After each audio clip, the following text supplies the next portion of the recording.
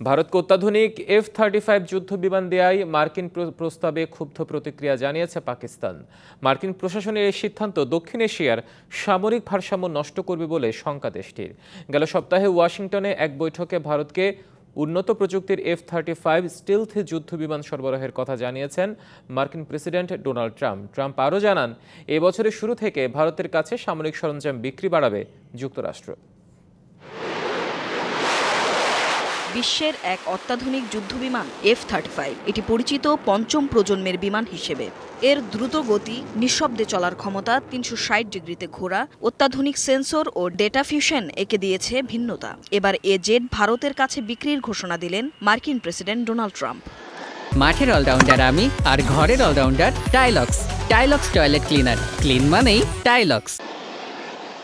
গেল বৃহস্পতিবার হোয়াইট হাউসে ভারতের প্রধানমন্ত্রী নরেন্দ্র মোদীর সঙ্গে বৈঠকের পর এক যৌথ সংবাদ সম্মেলনে এ পরিকল্পনার কথা জানান ট্রাম্প।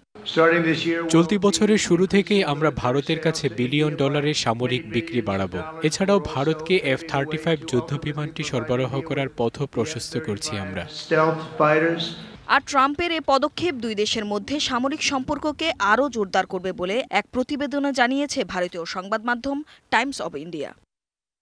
এদিকে ভারতকে F-35 যুদ্ধবিমান দেওয়ার এ প্রস্তাবে ক্ষুব্ধ প্রতিক্রিয়া ব্যক্ত করেছে পাকিস্তান। এ যুদ্ধবিমান সরবরাহ হলে তা দক্ষিণ এশিয়ায় সামরিক ভারসাম্যহীনতা আরও বাড়াবে বলে জানিয়েছে পাকিস্তানের পররাষ্ট্র মন্ত্রণালয়ের মুখপাত্র শাফকাত আলী খান। ট্রাম্পের এ ঘোষণা দক্ষিণ এশিয়ায় দীর্ঘমেয়াদের শান্তি ফেরানোর প্রচেষ্টায় তা বাধা হয়ে দাঁড়াবে বলে মন্তব্য তার। Tumpa Tarafdar, DBC news desk.